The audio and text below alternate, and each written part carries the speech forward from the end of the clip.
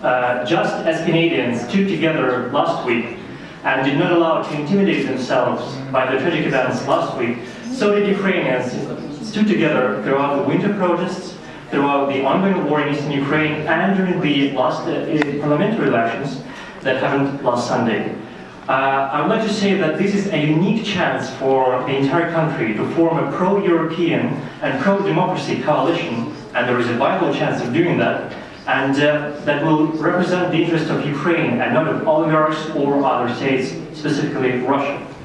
So these elections marked a fundamental change in electoral sympathies throughout the country. Back in 2012, the parliamentary elections came to symbolize corrupt practices and tactics of intimidation.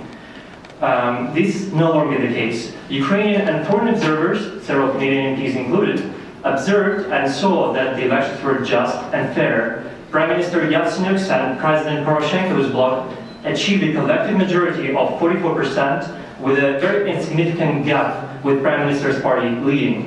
And I think this insignificant gap represents the desire of the whole nation to avoid any other consolidation and centralization of power in one hand, as was the case under President Yanukovych, and to develop a viable parliamentary democracy.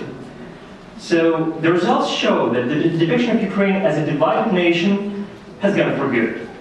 So Yatsenyuk's People Front, Poroshenko's bloc, and some Polish party led by lead mayor Andriy Sadovy capitalized on the success of the Euromaidan pro-democracy movement.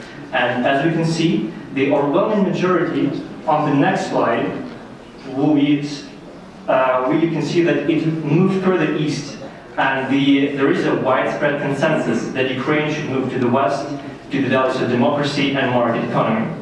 This confirms President Poroshenko's words in the Parliament of Canada on September 17th that Ukraine has been its farewell to the Soviet past, and the fact that there is no communist party in this parliament for the first time since the Bolshevik Revolution in 1917 is a confirmation of this notion. The most important result, however, is the fact that the majority of pro-European parties included a variety of new faces in their ranks. For instance, we can see Hannah Hopko, just on the next slide, who is a prominent civil activist, a Johns Hopkins University graduate, and the #1 Samopomosh Party. She is a co-founder of the reanimation package of reforms that lobbied for very critical bills, especially under the interim government, and under the current government she will be able to exercise her power as the member of parliament.